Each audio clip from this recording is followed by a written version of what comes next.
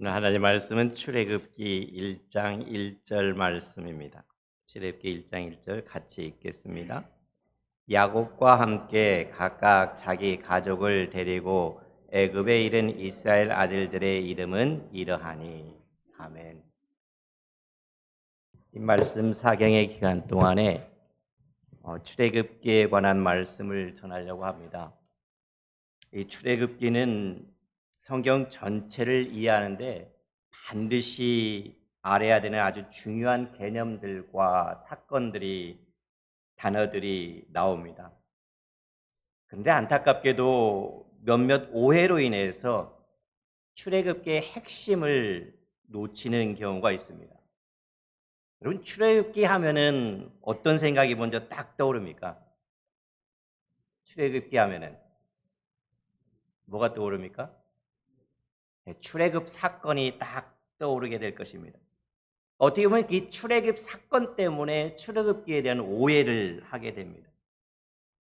200만 명이 넘는 그 어마어마한 사람들이 홍해를 건너 애굽에서 나온 사건은 하나님께서 하신 성경에 언급된 기적들 가운데 최고 중에 최고입니다. 어떤 것도 비교할 수가 없죠. 가장 중요하고도 가장 의미 있는 사건임에는 틀림없습니다. 그러나 출애굽이 아무리 중요하고 의미 있는 사건이라 할지라도 출애굽 사건 전체가 출애굽의 핵심은 아니라는 것입니다. 출애굽 사건이 출애굽의 핵심이라고 오해하는 이유는 왜 그렇게 오해하냐면은 뭐 때문에 그렇게 오해할까요? 책 제목 때문에 그렇습니다. 책 제목이 자체가 뭐라고 써 있습니까? 출애굽이니까. 근데 사실은 이 출애굽 사건은 출애굽 전체의 일부분이지 전부가 아니라는 것을 우리는 생각해 보아야 될 것입니다. 그러니까 이스라엘을 향한 하나님의 구원에 있어서 출애굽은 구원의 전부가 아니라 그냥 구원의 일부분뿐이고 구원의 뭘까요? 시작일 뿐인 것입니다. 그러므로 하나님의 구원을 바르게 이해할 필요가 있습니다. 그래서 하나님의 구원에는 두 가지 측면이 있음을 기억하세요. 하나는 어디로부터의 구원입니다. 어디로부터의 구원. 또 하나는 어디로의 구원이 있습니다. 그러니까 이 두 가지 측면이 잘 균형 있게 이해하는 것이 굉장히 중요합니다. 그러니까 먼저 어디로부터의 구원이라는 것은 당연히 뭐겠습니까? 출애굽인 것입니다. 애굽에서로부터의 구원인 것이죠. 애굽에서 나오는 것입니다. 그러니까 이스라엘이 애굽에서 나옴으로 말미암아 이제 드디어 하나님의 그 거대한 이스라엘 향한 구원은 시작되었습니다. 그러니까 이스라엘이 애굽에 나온 것이 구원의 완성일까요? 그럼 완성은 아니라는 거죠. 단지 뭐라고요? 시작일 뿐이라는 거죠.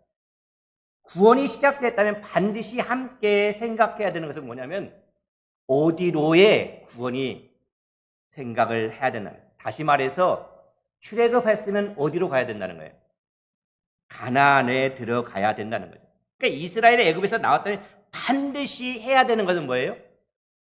가나안에 들어가야 되는 거예요. 그러므로 출애굽은 반드시 뭐가 전제되어 있어야 돼요? 가나안이 전제되어 있어야 된다는 거예요. 그러니까 애굽에서 나왔다면은 가나안에 들어가야 돼요. 애굽에서 나온 이스라엘이 가나안에 들어가지 못한다면은 그는 결코 구원에 완성되었다라고 말할 수가 없는 거죠. 출애굽한 것이 복이다, 그렇게 말할 수가 있는 것은 아니죠. 왜냐하면 이스라엘이 애굽에서 나온 다음에 어디로 갔습니까? 광야 생활을 합니다.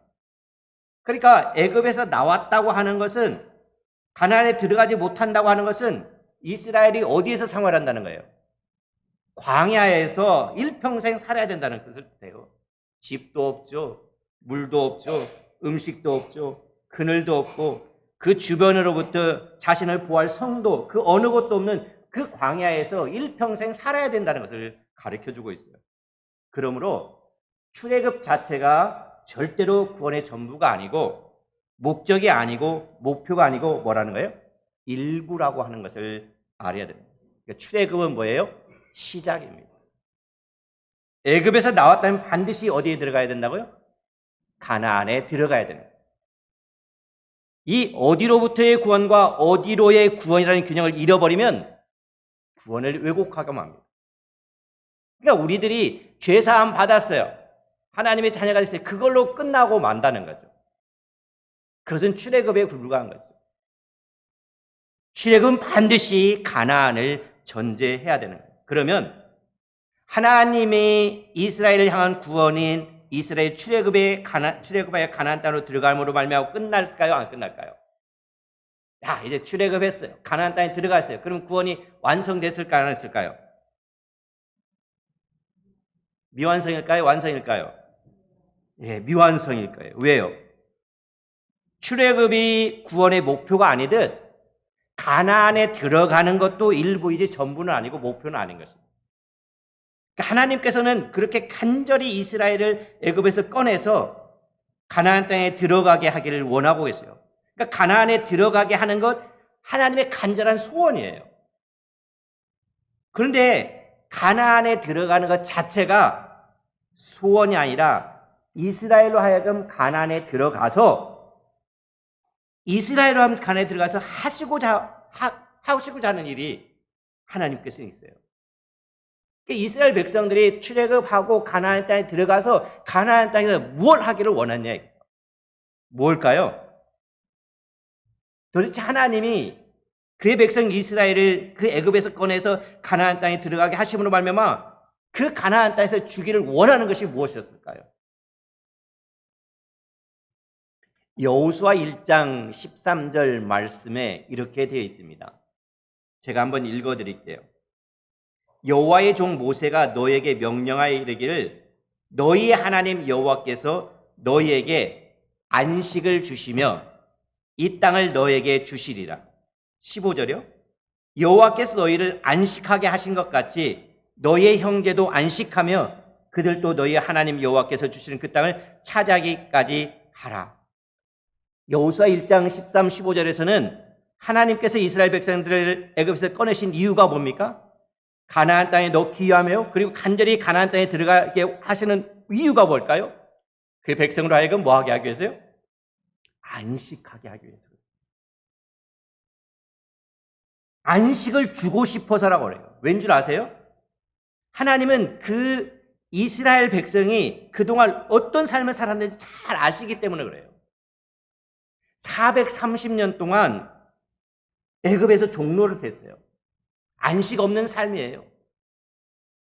두려움, 억압, 착취, 수치, 학대, 절망, 내일에 대한 소망이 없는, 늘 불안하고 내가 원하는 거 할 수도 없고 그냥 시키는 것에 밖에 할 수 없는 쉼 없는 삶, 안식이 없는 삶, 그게 다가 아니잖아요. 그들이 출애굽했어요. 출애굽해서 광야에서 무려 몇 년 동안 살았냐면 40년을 살았어요. 그늘도 없잖아요. 방황해야 되고 집도 없고 학교도 없고 음식도 없고 물도 없고 길도 없고 도대체 어디를 가야 될지 모르겠고 적들이 침입해 오면은 자기들을 보호할 성도 하나 없는 그 광야에서 무려 40년이나 지내게 됩니다. 그러니까 하나님은 그의 백성이 지난 시간 동안 어떻게 살았는지를 잘 알고 계세요. 그래서 하나님이 정말로 주길 원하시는 것이 뭐냐? 이스라엘 백성들이 주길 원하시는 뭐냐? 안식이라는 거예요. 그래서 하나님이 이스라엘 백성들을 그렇게 간절히 애굽에서 나오기를 원하셨고 가나안 땅에 들어가기를 원하셨어요. 안식이 뭘까요?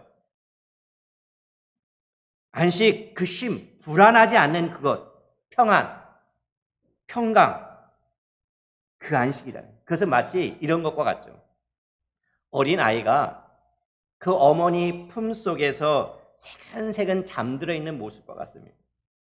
그러니까 시끄럽고 사람들이 왔다 갔다 하고 자동차가 빵빵거리고 왔다 갔다 하고 번잡스러워도 그 어린아이가 입가에 미소를 띠고 어머니 품에 앉아서 있는 그 모습, 새근새근 잠들어 있는 그 편안함, 하나님은 그걸 주기를 원하셨다는 거예요.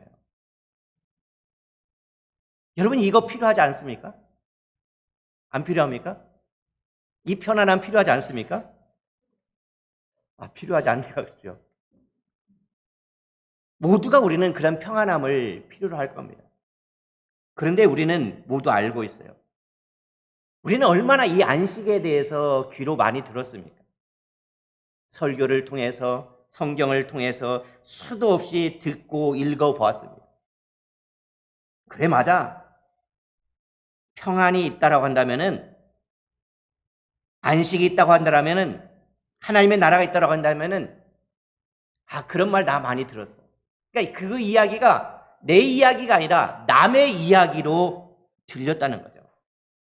그러니까 난 한 번도 예수 그리스도를 믿어도 교회 다녀도 한 번도 경험하지 못했어. 그저 그거 있다는데 난 한 번도 맛본 적이 없어. 도대체 안식이 뭔가? 나도 그런 안식을 갖고 싶은데, 나도 쉬고 싶은데, 그 상태로부터 벗어나고 싶은데,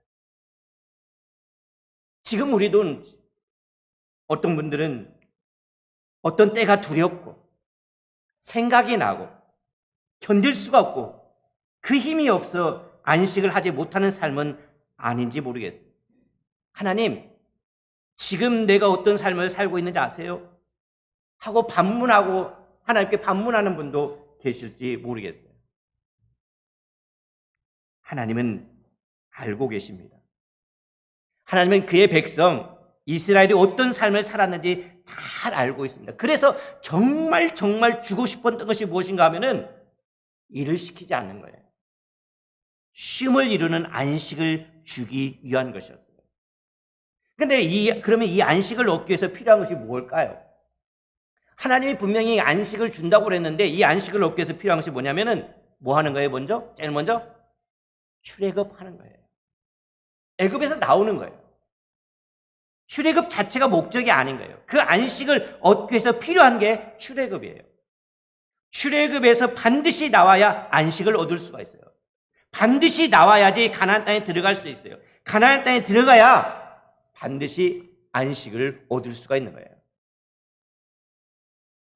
애굽은 무려 430년 동안이나 이스라엘 백성들의 발목을 붙잡았던 곳이에요. 430년 동안에 절대로 나가지 못하도록 발목을 꽉 붙들었던 곳이 애굽이에요. 이스라엘이라는 정체성을 완전히 무너뜨린 그곳이 바로 애굽이에요. 하나님이 주신 정체성, 그 아름다운 하나님의 형상을 완전히 짓밟아서 자기 자신이 그냥 노예인 줄 알고 그저 나는 노예야, 그렇게 착각하고 살게 만들었던 그곳이 바로 애굽이라고 하는 곳이에요. 두려움, 불안, 절망, 학대, 모욕, 내일에 대한 어떤 소망도 가질 수 없는, 내가 하고 싶은 걸 하는 것이 아니라 그냥 질질 끌려다니는 그 노예로서 살게 한 바로 그곳이 애굽이라는 것이에요. 근데 오늘 우리에게도 이런 애굽이 있다는 거예요. 나에게도 애굽이 있다는 거예요. 내 정체성이 한 번에 무너뜨려버린, 내 정체성을 한 번에 무너뜨려버린 그 과거의 어떤 사건, 그 어떤 사람, 그 말, 그 사람의 학대, 폭행, 성적인 수치심, 불안함, 늘 가지고 있는 열등감, 내가 항상 그렇게 살았지, 내가 항상 뭐 그렇지, 내가 이런데 누가 나를 사랑해, 누가 나에게 관심이나 있겠어 하면서 자기 자신을 학대하고 있는 그 애굽, 그 애굽을 우리가 가지고 있다는 거예요. 그런데 바로 그 애굽에서 우리는 뭐 해야 돼요? 나오지 않는 한 가나안 땅에 들어갈 수가 없다는 겁니다. 가나안 땅에 들어가야만 그 하나님이 주시는 안식을 얻을 수가 있어요. 그래서 필요한 것이 뭐냐면은 출애굽하는 것입니다. 혹시 오늘 이 출애굽이 정말 필요하신 분은 안 계십니까? 나의 어떤 연약함, 어떤 그 추잡스러운 죄, 그것이 죄인 줄 알지만 반복해서 짓고 넘어져서 또 자기를 자책하고 정죄하고 그러다가 그렇게 하면 안 되겠지 하고 정신을 차리고 다시 돌이키면 또다시 그 죄에 넘어지고 또 넘어지는, 기억하기도 싫은 그 사건에서 벗어나고 싶지만 안 되는 그 죄, 그 사건, 그 애굽에서 나와야 된다는 것입니다. 그런데 기억하세요. 절대로 출애굽은 내 힘으로 될 수가 없다는 겁니다. 내가 결단한다고 나올 수 있는 것이 아니에요. 그래서 많은 사람들은 어떤 유명한 사람들의 강의를 듣거나 설교를 통해서 되는 것이라고 생각하고 쫓아다니기도 합니다. 그러나 절대로 그렇게 되지 않는 거예요. 그 처절한 그 애굽은, 나를 붙잡고 있는 강력한 애굽은 하나님의 전적인 은혜가 아니고는 나올 수가 없는 것입니다. 하나님의 강한 손과 편팔로 나를 붙잡으시고 나를 사로잡으셔서 나를 강권적으로 꺼내주셔야만 비로소 나올 수 있는 것이 출애굽인 것입니다. 그렇지 않고서는 절대로 못 나오는 것입니다. 그 죄를 내가 이길 수 있을까요? 아니요. 절대 이기지 못합니다. 그 죄를 이기기 위해서 결단한다 해도 금방 도달했으면 또 쓰러져요. 그 과거의 상처, 눈만 감으면 생각나요. 그 어두움, 누군가로부터 받았던 그 수치, 그 살갗을 벗겨놓고 싶을 정도의 그 아픔, 상처를 에서 다짐해도 절대로 나올 수가 없는 거예요. 오직 하나님의 전적인 은혜가 있어야만 나올 수 있는 것이에요. 이 출애굽을 원하고 계십니까? 그런데 우리 안에 이런 두려움이 있어요. 그래, 나는 원하는데 내가 기도한다고 해도 하나님이 정말 구원하실까? 하나님이 나에게 그 은혜를 주실까? 내가 아무리 기도하여도 하나님 나를 건져내 주시겠어? 나 같은 사람을 하나님이 구원하실까? 건져내실까? 하는 두려움이 있어요. 아니, 이런 두려움은 사람이 갖는 게 당연하죠. 바로 하나님이 우리에게 은혜를 주시고 구원하신다고 무슨 유익이 있겠습니까? 또 넘어질 텐데, 또 죄악 가운데 빠질 텐데 하는 두려움이 있어요. 그래서 내가 원하는 대로 무슨 유익이 있을까? 정말 하나님이 나를 만나 주실까? 내가 그렇게 오랫동안 간구했는데 하나님이 나를 만나 주실까는 두려움이 있다는 거예요. 그러니까 그런 두려움이 있는 사람은 오늘 말씀을 잘 들으시기를 바랍니다. 출애굽기 14장 13절에 이렇게 말합니다. 모세가 백성에게 이를 때 너희는 두려워하지 말고 가만히 서서 여호와께서 오늘 너희를 위하여 행하시는 구원을 보라라고 말하고 있습니다. 너희가 오늘 본 애굽 사람을 영원히 다시 보지 않으리니 너희는 두려워하지 말라라고 말합니다. 여호와 하나님께서 오늘 우리를 향해서 너희를 위해서 행하시는 구원을 보라라고 말씀하고 있는 것입니다. 하나님, 과연 우리에게 이 은혜를 주시겠습니까? 하나님이 정말로 나에게 이 은혜를 주실까 묻고 또 물어보시기를 바랍니다. 그래서 얻는 은혜의 날이 바로 오늘이 될 수 있기를 바랍니다. 드디어 출애굽해야 하는 그날이 다가오는 것 주저하지 마시기를 바랍니다. 출애굽하는 그 순간을 두려워하지 마시기를 바랍니다. 내가 출애굽되는 것을 의심하지 마시기를 바랍니다. 그래, 내가 기도한들 하나님이 나에게 은혜를 주시겠는가? 나를 만나 주시겠는가? 그 수치와 그 부끄러움에서 나를 건져내 주시겠는가? 그 죄에서 건져내 주시겠는가? 예, 그날이 바로 오늘 이 시간이 되기를 바랍니다. 두려워하지 마시기를 바랍니다. 하나님이 오늘 우리를 어떻게 구원하시는지, 그 애굽을 두 번 다시 못할 것이라는 하나님 이 약속의 말씀을 이루어 주십시오. 성취해 주십시오. 그렇게 부르짖는 여러분이 될 수 있기를 바랍니다. 그래서 하나님의 그 강한 손과 편팔이 나를 붙잡아서 나를 건져낼 수 있도록 하는 그날이 오늘이 되기를 바랍니다. 그런데 애굽에서 나오기 위해서는 몇 가지 필요한 것들이 있습니다. 출애굽하기 위해서, 상처에서 나오기 위해서, 아픔에서 나오기 위해서 필요한 첫 번째는 뭐냐면은 용서라고 하는 것입니다. 이제 그 상처에서 나오시기를 바랍니다. 원망스럽고 저주스럽고 그 사람이 죽었으면 좋겠고 그 사람이 심판받았으면 좋겠죠. 아니요. 그러지 마시길 바랍니다. 용서하세요. 용서는 그 사람을 다시 신뢰해야 된다는 것을 의미하지 않습니다. 내가 용서한다 한들 그 사람 변화될 거라고 기대하지 마세요. 내가 용서해도 그 사람 변화되지 않을 수 있습니다. 아니, 오히려 더 악해질 수가 있어요. 내가 용서했지만 그 사람이 여전히 나를 학대할 수 있어요. 내가 용서한다는 것은 그 사람을 다시 신뢰하고 관계를 회복한다는 것을 의미하지 않아요. 그러니까 용서와 화해는 다른 거예요. 그 사람의 이름을 부르세요. 그리고 용서한다고 선포하세요. 예수 그리스도의 이름으로 나는 이 사람을 용서합니다라고 선포하시기를 바랍니다. 용서는 단 한 번으로 이루어지는 것이 아니라 반복된 선택인 것입니다. 그 상처가 생각날 때마다 선포하세요. 저주하지 말고 원망하지 말고 원수 갚으려고 하지 말고 그 이름을 기억하면서 선포하는 것입니다. 하나님, 내가 이 사람을 용서합니다. 예수 그리스도의 이름으로 내가 이 사람을 용서합니다. 에이, 목사님, 다 못하겠어요. 아니요. 하셔야 되는 거예요. 반드시 하셔야 되는 겁니다. 그게 그 상처에서 나오는 것입니다.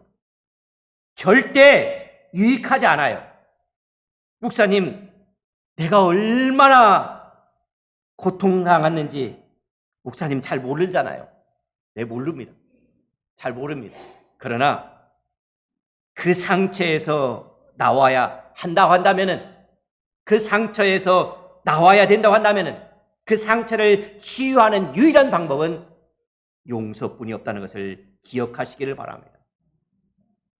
오늘 용서할 수 있게 해달라고 기도하시기를 바랍니다. 그리고 그 사람 이름을 반복해서 부르시기를 바랍니다. 그리고 예수 그리스도의 이름으로 용서한다고 선포하시기를 바랍니다. 선포하시고 그게 10번이 됐든 100번이 됐든 200번이 됐든 선포하시기를 바랍니다. 두 번째로는 나의 애굽에서 나오기 위해서 반드시 필요한 것이 뭐냐? 그것은 회개인 것입니다. 죄를 죄로 인정해야 된다는 것입니다. 여러분, 죄를 즐기시면 안 됩니다. 적당히 죄와 타협해도 안 됩니다. 죄를 즐겨서도 안 되는 것입니다. 죄는 변명하는 것이 아닙니다. 내가 어쩔 수 없어서 그렇게 죄를 졌다고 이해를 구하는 것이 결코 아닙니다. 죄에 대해 필요한 유일한 한 가지는 용서받는 것입니다. 잘못했다고 말하는 것이 아닙니다. 무릎 꿇는 것입니다. 가슴을 치고 처참하게 그 죄로부터 벗어날 수 있도록 용서를 구하는 것입니다. 예수 그리스도의 이름과 그 보혈의 능력을 힘입어 여러분 용서를 구하는 것입니다. 죄에서 나오는 유일한 방법은 회개인 것입니다. 가슴을 치면서 처절하게 회개하고 처참하게 그 죄에서 벗어나도록 몸부림쳐야 되는 것입니다. 그래서 오늘 우리는 이렇게 기도해야 될 것입니다. 하나님, 내 영혼이 사단에게 빼앗기고 싶지 않습니다. 그 과거의 상처에 빼앗기고 싶지 않습니다. 더 이상 수치 가운데 있고 싶지 않습니다. 하나님 도와주십시오. 기도할 수 있기를 바랍니다. 팔 하나 잃어버린 영혼을 팔 하나 잃어버리고 영혼을 얻으면 그게 더 값진 것입니다. 그런데 어떤 사람들은 이렇게 생각합니다. 안식 나도 받고 싶어. 죽으면 다 끝나지 않아요. 죽으면 다 끝나. 그러니까 사람들 가운데는 죽으면 안식을 얻는다고 말합니다. 그런데 거짓말입니다. 여러분, 죽으면 안 끝나요. 죽음이 끝이 아닙니다. 죽는다고 안식 주어지지 않아요. 착각하면 안 되는 거예요.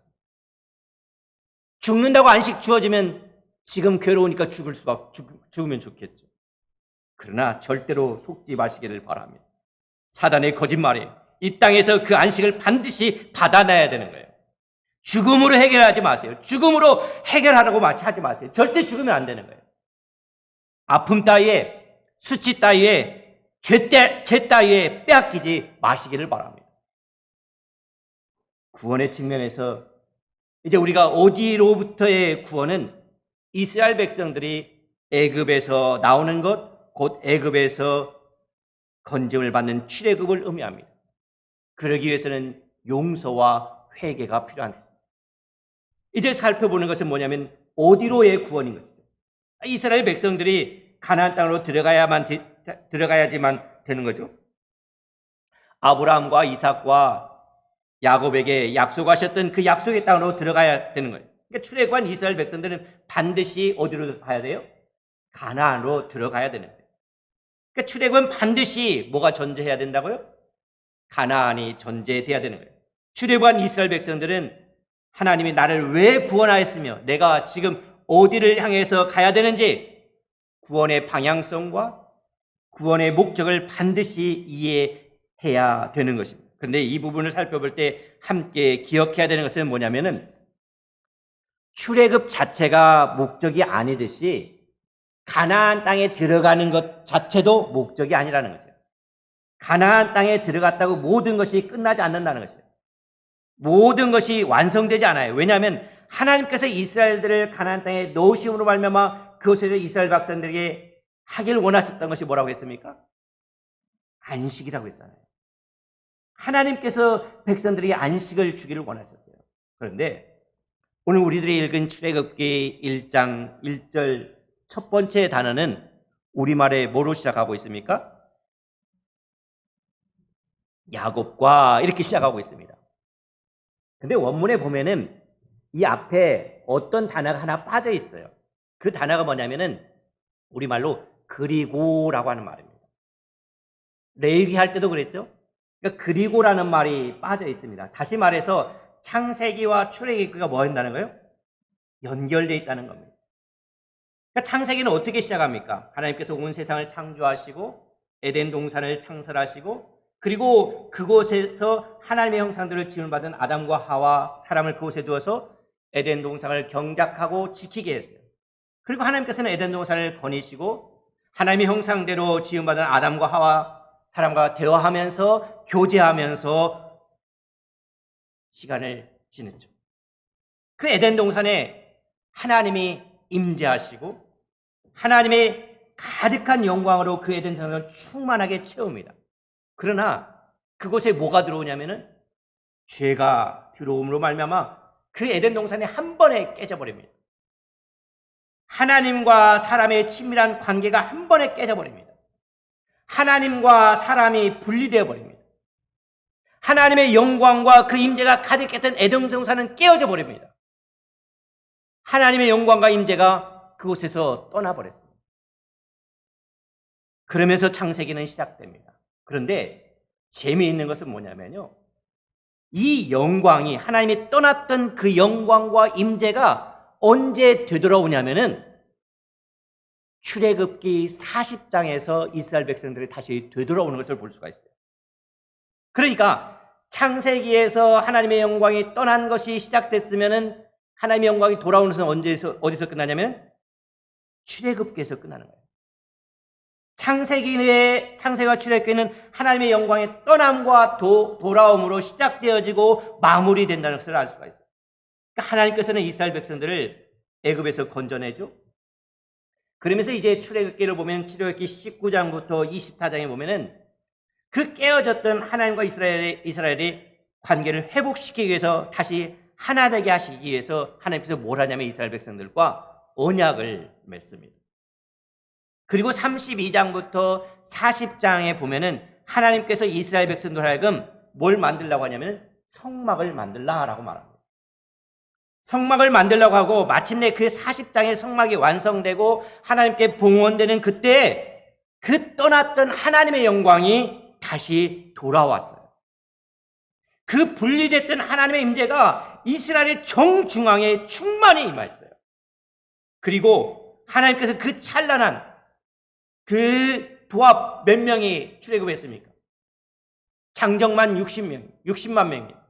남녀 모두 합치면 한 200만 명이 넘는 사람들이 압도될 만큼 그 거대한, 그 웅장한, 그 강력한 하나님의 영광이 이스라엘 진에 덮어짐으로 말미암아 출애굽기가 마무리되는 것을 볼 수가 있어요.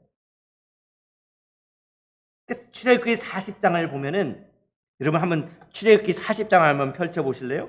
출애굽기 40장 34절, 35절 말씀을 보세요.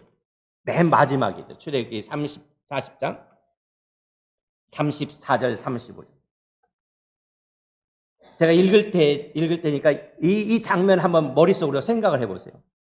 구름이 회막에 덮이고 여호와의 영광이 성막에 충만하며 모세가 회막에 들어갈 수 없었으니 이는 구름이 회막에 덮이고 여호와의 영광이 성막에 뭐 했다고요? 충만하였다. 근데 40장 16절부터 쭉 보면요, 계속해서 반복되는 말이 있어요. 어떤 말이 반복되는지 보세요. 19절에 보면은 끝을 보세요. 19절 끝에 뭐라고 써 있습니까?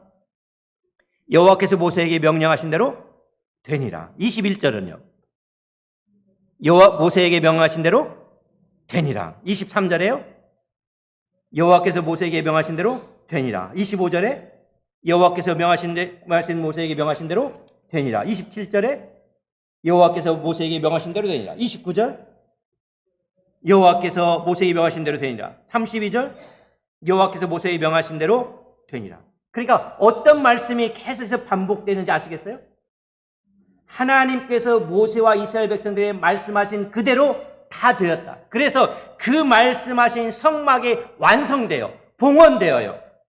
그러자 34절에 구름이 회막에 덮이고 하나님의 영광이 성막에 충만함에 모세가 회막에 들어갈 수 없었다라고 말하고 있어요.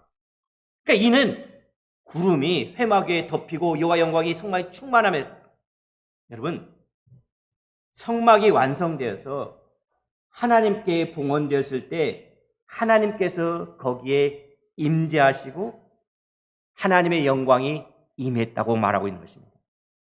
그런데 이 하나님의 영광이 얼마나 강력하게 임했냐면은 모세조차도 감히 능히 들어갈 수 없었다라고 말하고 있어요. 그러니까 모세가 누굽니까? 무려 40일 동안 시내산에서 하나님의 얼굴과 얼굴을 대면해서 마주 앉아 하나님과 이야기 나눴던 그 사람이에요. 얼굴과 얼굴을 마주대했어요. 그 모세조차도 감히 들어갈 수 없을 정도 압도되는 그 하나님의 강력한 영광이 임한 것이에요. 누구도 상상할 수 없었던, 누구도 예상하지 못했던, 이런 누구도 간구하지 못했던, 기대하지 못했던 그 하나님의 충만한 영광, 그 강력한 영광이 마침내 다시 임한 것이에요. 에덴 동산에서 떠났던 그 하나님의 영광이 다시 성막이 봉헌되자 거기에 임한 것이에요. 하나님이 임한 것이에요. 이것은 극소수의 사람들에게만 임한 것이 아니에요. 200만 명이 넘는 모든 이스라엘 백성들을 출애굽한 이스라엘 모든 백성들이 볼 수가 있었고 느낄 수가 있었고 경험할 수가 있었던 거예요. 그 강력한 하나님의 영광이 임하는 것을 보았다는 거예요. 그러니까 창세기와 출애굽기는 어떻게 연결되냐면은 하나님의 영광과 임재가 떠나고 그 영광이 다시 돌아옴으로 시작과 마무리되는 것입니다. 그런데 흥미로운 것은 뭐냐면은 이 창세기와 출애굽기의 큰 그림을 봐도 이렇게 되겠지만 이 출애굽기만 봐도 이러한 장면이 나올 수가 있어요. 그러니까 사실 이 출애굽기를 시작하면 이 출애굽기 하면 굉장히 흥미롭고 아주 재미있는 사건들이 많이 등장하죠. 근데 우리가 출애굽기를 읽으면서 기억해야 될 것은 뭐냐면 히브리어 말 중에 어떤 말들이면 그 단어가 암시하는 것들이 있어요. 근데 오늘 출애굽기 2장을 보면은 레위 지파의 한 남자가 같은 레위 지파의 한 여자에게 장가를 갑니다. 그리고 그 여인이 임신을 하게 돼요. 그 임신한다는 것은 너무 귀한 일이잖아요. 하나님의 복이죠. 하나님의 선물이죠. 기대죠. 이 아이가 어떻게 될까? 기대죠. 누구를 닮았을까? 소망이죠. 그런데 출애굽기는 그렇지가 않아요. 왜요?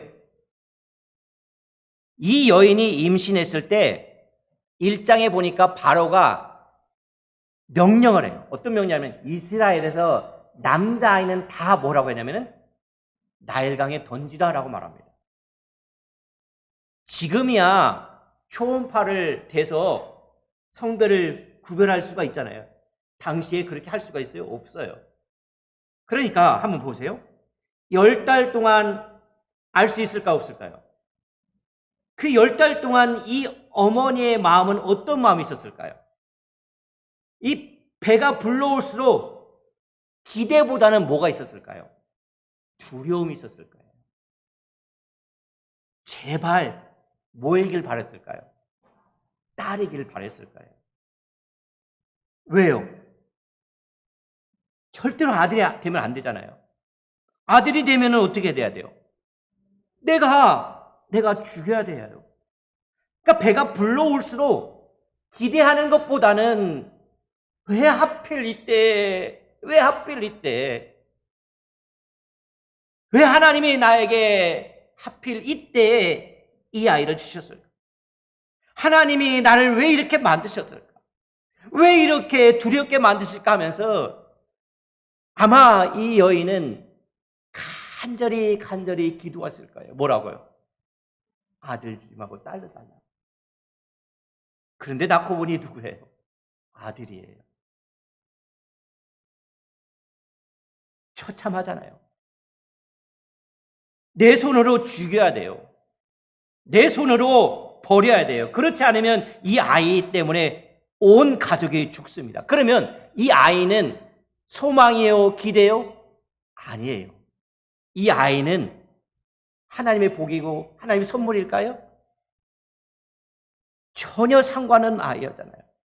그 여인의 이야기로부터 출애굽기가 시작됩니다. 이 여자가 바로 모세의 어머니인 요게벳이라고 합니다. 그런데 이 이름이 참 재미있습니다.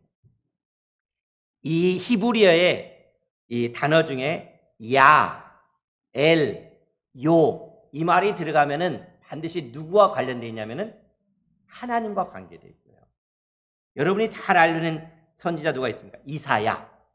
그렇죠? 이사야라는 말은 무슨 말입니까? 하나님의 구원 그런 뜻입니다.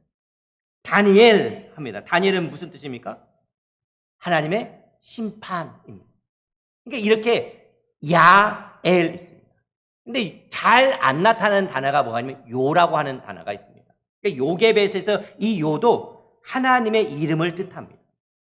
그러면 요게벳이라는 이름은 무슨 뜻일까요? 요 하나님, 게벳은 무슨 뜻이냐면 영광이라는 뜻이에요. 그러니까 요게벳 하면 이름의 뜻이 뭐예요? 하나님의 영광입니다. 지금 상황을 한번 보세요. 요게벳의 이름은 하나님의 영광인데 근데 이 여인의 삶은 기구합니다.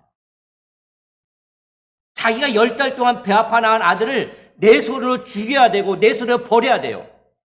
하나님의 영광? 하나님의 영광 따위는 없고 뭔만 있는 거예요? 절망뿐이에요.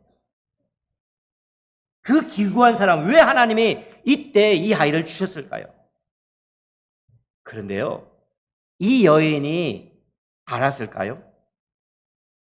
그런 그 아이가 어떤 소망과 기대도 갖지 못하고 태어난 이 아이가 나중에 커서 애굽 땅에 살아계신 하나님의 영광을 드러낼 자가 될 것이라는 것을 이 여인이 알았을까요? 애굽 사람들뿐만 아니라 주변의 모든 민족과 열방이 하나님의 살아계심을 알게 될 그 광대한, 그 압도할 만한 누구도 감히 설 수 없는 그 강력한 하나님의 능력과 영광을 모든 사람들에게 보일 모세가 될 것을 이 여인이 알았을까요? 그리고 모세가 어떻게 합니까? 마침내 성막이 완성돼서 에덴 동산에 떠났던 하나님의 영광이 마침내 다시 이스라엘에게 돌아오게 하는데 사용될 바로 그 사람이 이 아이였다는 것을 이 여인이 알았을까요? 참 기가 막힌 것은 뭐냐면은 하나님의 영광이라는 이름을 가지고 있지만 그 삶에서 하나님의 영광을 발견할 수 없는 한 기구한 운명을 가진 여인의 삶에서 출애굽기는 시작된다는 것입니다. 진짜 실제 하나님의 영광이 이스라엘 가운데 들어옴으로 말미암아 거하심으로 말미암아 출애굽기는 끝나게 되죠. 그래서 출애굽기의 핵심 중에 핵심 가운데 하나는 뭐냐? 뭘 것 같습니까? 하나님의 영광인 것입니다. 하나님의 임재, 그 하나님의 영광이 이스라엘 가운데 임하기 위해서, 하나님의 임재가 이스라엘 가운데 임하기 위해서 하나님은 이제 이스라엘에게 뭘 만들려고 하냐면은 성막을 만들라라고 말합니다. 그러니까 하나님은 이스라엘 백성들 가운데 거하기 위해서 성막을 만들게 성막을 만들게 하면서 깨어진 인간관계를 회복하기 위해서는 언약을 맺으십니다. 그래서 하나님은 언약을 맺으시기 위해서 이스라엘 백성들을 애굽에서 건져낸 거죠. 그 모든 것들의 시작이 바로 출애굽인 것입니다. 그 모든 것이 나오기 위해서 시작되어야 되는 것이 출애굽인 것입니다. 그러므로 내 인생에 출애굽이 되지 않으면 하나님의 영광을 볼 수가 없는 것입니다. 하나님과 언약을 맺을 수가 없는 것입니다. 관계가 회복될 수 없는 것입니다. 그 모든 것의 시작은 출애굽인 것입니다. 그러므로 출애굽에는 얼마나 기가 막힌 하나님의 목적과 소원과 방향이 담겨 있는지 모릅니다. 출애굽하시면서 가지셨던 그 하나님의 기대, 하나님의 소망, 그 설레임, 그게 출애굽기에 고스란히 담겨져 있습니다. 뿐만 아니라 출애굽기 29장 46절에도 출애굽에는 하나님의 목적과 이유가 있음을 분명하게 가르쳐주고 있습니다. 출애굽기 29장 46절 보면은 이렇게 말합니다. 45절에 내가 이스라엘 자손 중에 거하여 그들의 하나님이 되리니, 그 다음에 뭐냐면 그들은 내가 그들의 하나님 여호와로서 그들 중에 거하려고 그들을 애굽 땅에서 인도하는 줄 알리라. 나는 그들의 하나님 여호와이라. 그러면서 46절에 보면 이렇게 말합니다. 그들은 내가 그들의 하나님 여호와로서 그들 중에 거하려고 그들을 애굽 땅에서 인도하는 줄 알리라. 하나님께서 결정하셨습니다. 하나님께서 결심하셨어요. 그의 백성 가운데 다시 거하시기로, 임재하시기로, 그의 영광 가운데, 그의 백성 가운데 쏟아 부어주시기로 결정하셨습니다. 누구도 막을 수 없는, 측량할 수 없는 그 거대하고 웅장한, 모든 사람들을 압도하게 충만한 온 우주를 가득 채워도 다음이 없는 그 하나님께서 그의 백성 가운데 임하시기로 결심하셨다는 것입니다. 온 하늘도 다 용납할 수 없는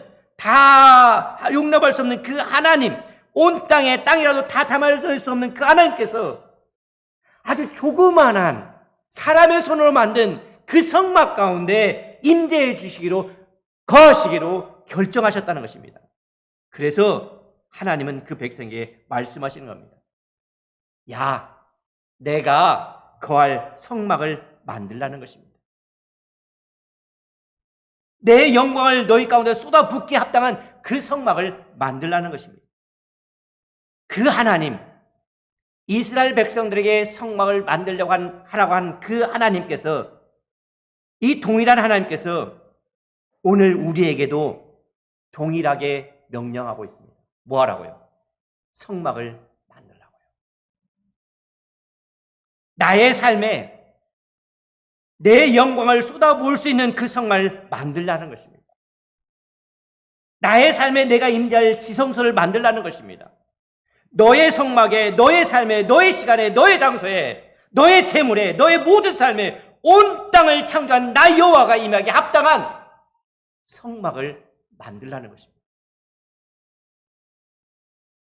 여러분, 집에 가서 출애굽기 40장 34절부터 38절까지 잘 읽어보시기를 바랍니다. 하나님께서 그의 백성과 그 어떠한 한순간 어떠한 장소에 계신 것이 아니라 하나님은 24시간 365일 그의 일평생이 함께 하신 삶이었습니다. 내일 이야기하겠지만은 하나님 창세기에서 레위기 넘어가는 그 430년 동안 무엇을 하고 계셨습니까? 왜 침묵하고 계셨습니까? 우리는 그렇게 반문할 수 있지만 하나님 여전히 우리와 함께 하셨음을 보게 됩니다. 하나님은 때로는 움직이지 않으심으로 말미암아 그의 백성으로 쉬게 하셨습니다. 낮에는 구름기둥, 불기둥으로 인도하셨습니다. 성막을 만들라고 말합니다. 성막을 만들라고 하는 것은 이 신약 성경에 보면은 어떤 말로 대체될 수가 있냐면은 헬라어로 스케누라고 합니다. 스케누. 스케누라고 하는 말은 뭐냐면은 거하는 것입니다. 그러니까 요한복음 1장 14절에 이렇게 말합니다. 말씀이 육신이 되어 우리 가운데 뭐 한다고 했습니까? 거하심에. 예수 그리스도께서 우리 안에 뭐 한다고요? 거하심. 그 거하심에가 성막을 만들다는 것입니다. 그러니까 지금 우리들에게 성막을 만들라고 하는 것은 무엇을 의미하겠습니까? 예수 그리스도께서 내 삶에 오시는 것, 내가 예수 그리스도를 영접하는 것, 예수님이 내 삶에 충만히 거하시는 것, 여러분 그것이 내 삶의 성막을 만드는 것입니다. 그 다음에 요한복음 1장 14절에 이렇게 말합니다. 그 말씀이 육신에 우리 안에 거하매 우리가 보니 독생자의 영광이요 은혜와 진리가 충만하니라.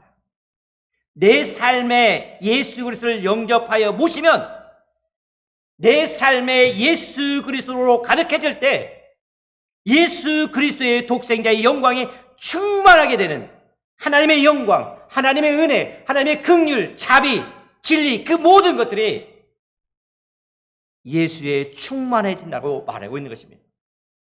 그러므로 여러분 내 삶에 예수 그리스도가 충만해지도록 내 모든 말 가운데 입술의 모든 말들과 모든 생각과 모든 눈짓과 모든 의도까지도 예수 그리스도로 충만해졌어요. 하나님께서 내 삶에 그의 영광을 쏟아부시기에 합당하도록, 그래서 내 주변의 사람들이 정말 하나님이 살아계서 이게 하나님의 영광이야라고 말하지 않아도 볼 수 있게 이 고난주간 말씀 사경의 기간에 그 하나님의 영광을 바라보고 주의 보좌 앞에 담대히 나갈 수 있는 저와 여러분이 될 수 있기를 간절히 소망합니다. 기도하겠습니다. 사랑의 아버지 하나님, 여전히 우리와 함께 하시는 하나님 감사합니다. 하나님께서는 우리에게 출애굽하라고 말씀하셨습니다. 우리가 하는 것이 아니라 하나님의 전적인 은혜임을 우리는 믿습니다. 이제 우리가 믿음으로 안식을 얻고 하나님의 영광이 가득한 삶을 살 수 있도록 은혜 주심에 감사합니다. 그 삶을 누리기 위해서 우리가 먼저 출애굽하게 하여 주시옵소서. 출애굽하게 해서 용서하고 회개가 이루어지게 하시고 하나님 예수 그리스도를 영접하고 예수님과 동행하는 삶을 살아갈 수 있도록 인도하여 주시옵소서. 이 고난 주간 말씀 사경의 기간 동안에 하나님의 말씀이 충만하게 임하는 시간이 될 수 있도록 은혜 허락하여 주시옵소서. 감사하며 주 예수 그리스도 이름으로 기도하였습니다. 아멘. 사랑의 아버지 하나님 감사합니다. 오늘 말씀 들었습니다. 우리 안에 이 말씀이 힘이 되게 하시고 이 말씀을 통해서 하나님께 더욱더 가까이 갈 수 있도록 인도하여 주시옵소서.